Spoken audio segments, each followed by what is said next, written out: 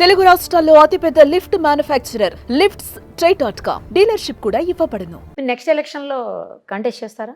తప్పకుండా చేస్తాం. మరి అలాంటప్పుడు మీరు ప్రజలకి చాలా దగ్గరగా ఉండాలి కదా, మీరు దూరం అయిపోతారేమో హైదరాబాద్ వచ్చేస్తే.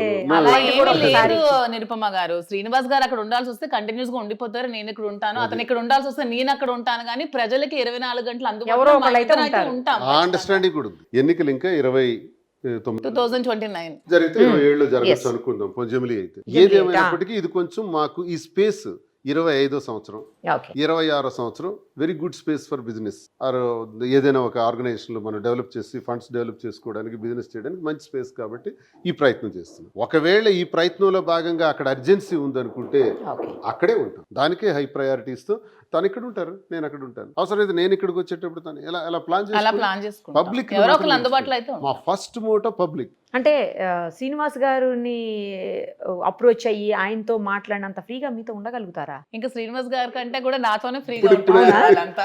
అలవాటు చేస్తున్నాం. శ్రీనివాస్ గారు అంటే కొంచెం భయం ఉంటుంది Okay. వాళ్ళందరికీ. అంటే కొంచెం అతను అంటే భయం ఉంటుంది, అతనితో అంత మాట్లాడడానికి కూడా భయపడుతూ ఉంటారు. Hmm.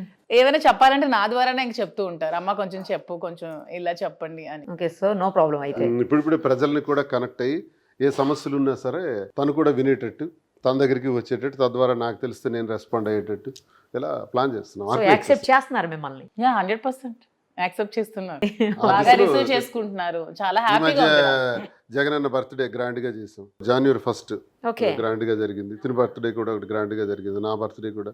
ఇవన్నీ కూడా పబ్లిక్ తోనే, ప్రజలతోనే గట్టిగా చేసుకుంటూ. అండి మా వైసీపీ కార్యకర్తలందరూ మా జగన్మోహన్ రెడ్డి లాగే మనసున్న మనుషులందరూ కూడా చాలా బాగా రిసీవ్ చేసుకుంటారు. నన్నైతే ఊరు వాడ ఎక్కడికి వెళ్ళినా సరే చాలా బాగా రిసీవ్ చేసుకుంటున్నారు. మీ ఇద్దరిది చాలా ఏజ్ గ్యాప్ ఉంది. అందరిలో ఉన్నటువంటి డౌట్ ఇది, అసలు మీ ఇద్దరికి ఎలా కనెక్షన్, ఎలా కుదిరింది అసలు మీ ఇద్దరికి జోడి ఎలా?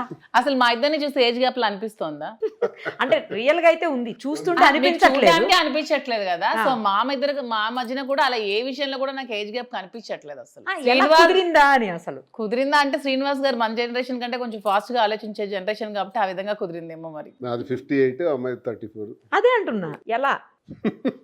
భగవంతుడు భగవంతుడు కాదు, మీరు మీ ప్రయత్నం లేకుండా భగవంతుడే గత ప్రయత్నం. జన్మలో మా ఇద్దరం మిగిలిపోయిన ప్రేమికులమేమో, అందుకే ఈ జన్మలో కలిసామేమో. అంతే అంతే. కర్మ సిద్ధాంతం. కెమెరామెన్ కూడా వచ్చింది చూడండి.